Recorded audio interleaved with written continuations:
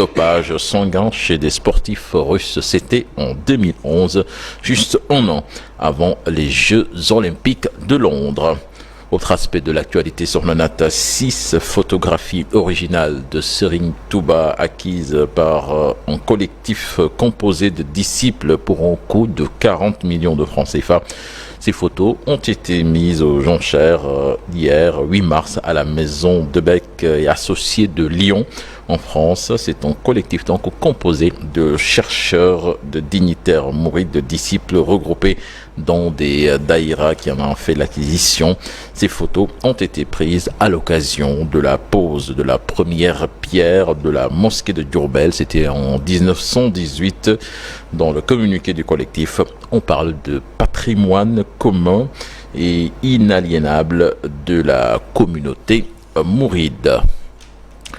Le Code de la famille, désormais disponible en podcast et traduit en langue nationale. Cathy 360 a pris l'initiative de faire en 6 langues locales. L'entreprise a pris le théâtre pour mieux faire passer son message. Cependant, elle compte sur le gouvernement pour vulgariser le projet avant de traduire les autres codes, comme celui de la presse, à titre d'exemple. Un sujet signé Habib Faye et Youssou Baro. audio gi ñu dégg di code de la famille bu ñu teg ci làkk yi nekk fii ci mim réew mi ngir Ceci est un podcast du Code de la famille traduit en langue locale pour permettre aux Sénégalais de mieux avoir un aperçu sur leurs droits et devoirs. Une initiative de Cathy 360. Ça s'est fait en audio. Donc on s'est dit que l'Afrique c'est le continent de l'oralité. Donc le fait que ça soit fait en audio, ça veut dire que ça démocratise. Vous n'avez pas besoin de savoir lire. En plus c'est dans notre application, vous pouvez la télécharger. Donc après il suffit juste d'écouter. Avant on s'est rendu compte que sous nos cieux on dit que nul n'est censé ignorer la loi. Mais la plupart de nos lois c'est codifié en langue étrangère, en français. Donc on s'est dit qu'une majeure partie des analphabètes, des femmes, nos sœurs, nos mamans ne connaissent pas le code de la famille. Donc on se dit que le fait de l'adapter en langue nationale, ça permettra de démocratiser le savoir, mais aussi permettre à ces dernières d'avoir les subtilités du code avant de contacter un mariage ou bien une fois au sein du mariage de savoir leurs droits, tout comme aussi leurs devoirs. Il leur a fallu 24 mois pour finaliser ce projet. Un travail de longue haleine parce que ça nous a pris 2 ans, parce que ça a nécessité plusieurs personnes ressources, donc d'où des associations culturelles qui ont fait l'aspect théâtral. Il y a aussi un juriste, il y a aussi des ingénieurs son. Donc ce qui fait que c'est comme je dis, c'est un travail de longue haleine. Donc pour l'adapter dans les autres langues, donc il faut un peu de temps, quoi. Cathy 360 a choisi le 7e art pour faire passer son message. Donc le truc, donc pour que ça soit digeste, on prend des thèmes, on les théâtralise. Après il y a les juristes qui viennent, qui l'expliquent les cas. Il compte sur l'appui du gouvernement et des entreprises dans le cadre de leur RSE pour véhiculer son message. Cependant, d'autres codes, comme celui de la presse, seront traduits dans les autres langues nationales. Et puis cette signature d'une convention de partenariat entre Youssou Ndour et l'université Cheikh Anta Diop de Dakar, une grande première pour faire de l'artiste le porte-étendard des nombreuses recherches, mais aussi donner à l'image de Youssou Ndour un exemple pour rehausser la réputation de l'université Cheikh Anta Diop de Dakar. C'était hier, compte rendu signé Aminata Mbaresso et Youssou Baro. Youssou Ndour, invité par l'Assemblée de l'université Cheikh Anta Diop de Dakar, une visite pour la signature d'une convention de partenariat entre l'artiste de renom et le Temple du Savoir. C'est la première fois qu'on signe une entente qui engage Youssou Ndour Head Office, c'est-à-dire l'artiste lui-même, mais également les multiples facettes de ses activités. L'université Cheikh Anta Diop a toujours été un rêve pour nous, et reste toujours un rêve pour tout Sénégalais, tout Africain. Après, c'est le destin. Est-ce qu'on y passe? On y passe rapidement ou on revient? Moi, je reviens. Une convention des objectifs clairs, hissée très haut l'image de l'université Cheikh Anta Diop de Dakar par l'entremise de Youssou Ndour, homme de culture, chef d'entreprise aussi. La première raison, c'est que tout le monde connaît le rôle que la réputation des universités joue dans le ranking des universités. Dans le classement des universités, tout le monde comprend que la réputation joue un rôle extrêmement important. Et par-delà, le groupe de presse à la tête duquel M. Ndour se trouve, il y a lui-même sa personne, son image, qui va très loin. Alors, nous espérons de cette entente que l'image de l'UCAD sera portée le plus loin possible. L'artiste sera donné aussi un exemple aux étudiants pour cultiver en eux l'esprit d'entrepreneuriat. L'insertion des diplômés, par exemple, les soft skills, par exemple, et bien d'autres choses. L'entrepreneuriat, qui est quelque chose qui nous intéresse. Et je crois que pour quiconque connaît le parcours de Youssou Ndour et le témoignage exceptionnel que notre collègue Mamar Absek en a fait brillamment dans son livre, c'est que c'est quand même une source d'inspiration pour la jeunesse, un modèle pour la jeunesse. Au moment où nous avons des programmes d'entrepreneuriat très ambitieux, au moment où nous avons un programme de leadership de la jeunesse assez ambitieux, nous avions besoin d'avoir quelqu'un comme lui qui vient nous accompagner, qui vient échanger avec nos étudiants. À cette invite, l'artiste international adhère. Dans le monde, je collabore effectivement avec beaucoup d'universités. Nous avons le professeur même est témoin de Charleston. Et nous faisons beaucoup de choses. Et nous connaissons un tout petit peu le pays université. Comme vous l'avez si bien dit, c'est un pays. C'est 100 000 personnes. C'est beaucoup de nationalités, beaucoup de gens qui ont des religions différentes, énormément de choses, les ethnies, toutes les choses. Donc c'est un pays. Et nous savons exactement cette force qu'il y a ici. Nous tâcherons vraiment avec notre équipe.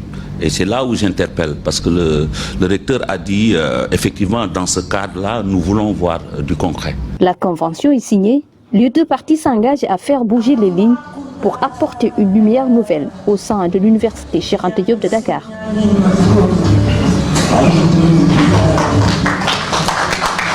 Et toujours dans l'actualité, cher Tidjane Diaoul, on parle de lutte. Sa Thiès officiellement déclaré vainqueur face à Reug Reug. C'était hier, donc une décision du CNG à la sortie du siège de l'instance. Sa Thiès se dit ne pas être surpris par cette décision, sans oublier de demander au CNG d'explorer la piste de l'arbitrage vidéo. Vous l'entendrez certainement dans le journal en Wolof Sornanata. Et puis le Paris Saint-Germain éliminé encore une fois de plus en huitième de finale de la Ligue européenne des champions.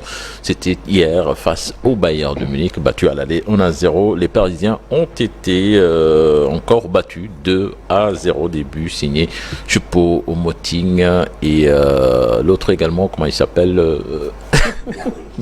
Serge Gnabry, qui a marqué le deuxième but. Donc le Paris Saint-Germain, encore une fois, qui s'arrête en huitième de finale de la Ligue des Champions. Par contre, Sadio Mané continue son chemin.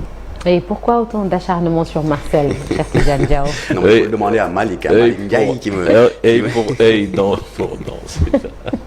C'est cela. Merci beaucoup, cher Tidjane. L'actualité nationale revient tout à l'heure et ce sera en Wolof sous forme de brève. Et toujours dans la première partie de l'émission, les propos d'une extrême gravité du président tunisien Kaïs Saïed ont remis sur la table le débat sur la migration sud-sud. Pourquoi autant de persécutions? On se rappelle le 9 mars 2000, le jour où une cinquantaine de migrants sénégalais ont été rapatriés d'Angola. On en parle dans la rubrique Un jour au Sénégal, un jour dans le monde. Et puis avec Marcel Farba Maroun, nous ferons le point sur les dernières arrestations sous le régime de Macky Sall. Et puis, de quoi est-il le nom? Nous restons dans le département de Rufisque. Tout de suite, l'actualité hors de nos frontières.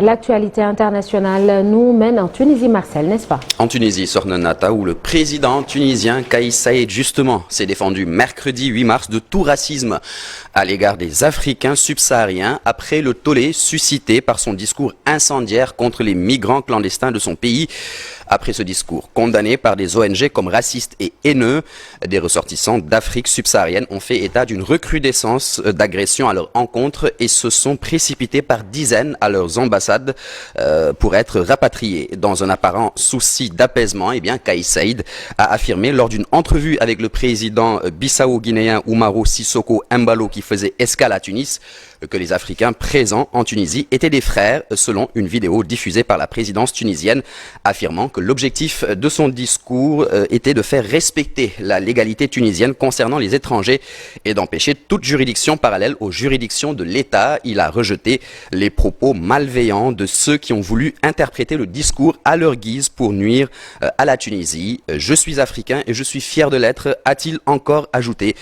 Embalo, président en exercice de la CEDEAO, a parlé d'une malinterprétation du discours de M. Saïed sur les migrants subsahariens, affirmant qu'il ne pouvait pas croire que le président de la Tunisie, le pays de Habib Bourguiba, peut être xénophobe ou encore raciste.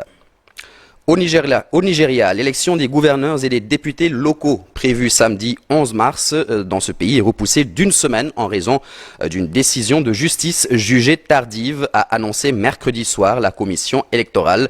La commission donc a pris la décision difficile mais nécessaire de reprogrammer les élections des gouverneurs et des assemblées locales qui auront désormais lieu le samedi 18 mars 2023, indique donc la commission électorale. Un tribunal nigérian a autorisé mercredi les autorités électorales à reconfigurer les machines utilisées lors de la présidentielle. Une décision trop tardive pour, je cite, que la reconfiguration puisse être achevée à temps, a déclaré toujours l'INEC dans un communiqué. En Ukraine, les forces russes ont mené des frappes massives à travers tout le pays, notamment dans les régions de Kharkiv et d'Odessa, et des explosions ont été entendues à Kiev, selon les autorités locales, pendant que la bataille pour le contrôle de Bakhmout fait toujours rage depuis le mois d'octobre et après plusieurs revers militaires sur le terrain. La Russie bombarde de missiles et de drones des installations énergétiques clés en Ukraine, plongeant à chaque fois des millions de personnes dans le noir et le froid en plein hiver glacial.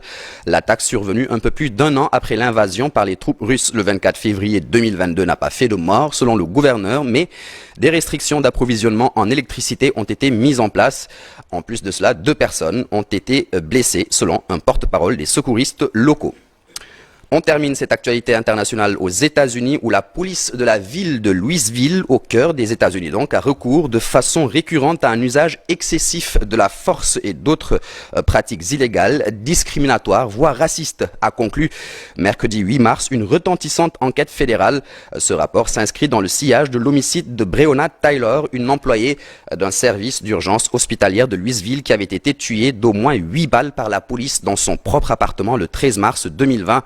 Le sort de Breonna Taylor, une afro-américaine donc de 26 ans, a suscité une indignation nationale et son nom a été scandé dans des manifestations qui ont agité les États-Unis lors du vaste mouvement de contestation de racisme et de violence policière de 2020 en réaction au meurtre de George Floyd à Minneapolis. Le rapport des autorités fédérales, rédigé au terme de 2 ans d'investigation, a été dévoilé ce mercredi donc à Louisville, la plus grande ville du Kentucky, par le ministre américain de la Justice, Merrick Garland, venu spécialement de Washington. Dans ses conclusions, son ministère dénonce les pratiques policières agressives de la police mises en œuvre de façon sélective, en particulier à l'encontre des personnes noires. Sornanata. Merci beaucoup Marcel Farba Maroun. Rendez-vous tout à l'heure pour la version Wolof de l'actualité hors du Sénégal. Dans la seconde partie de l'émission, Charles Faye sera là pour la chronique.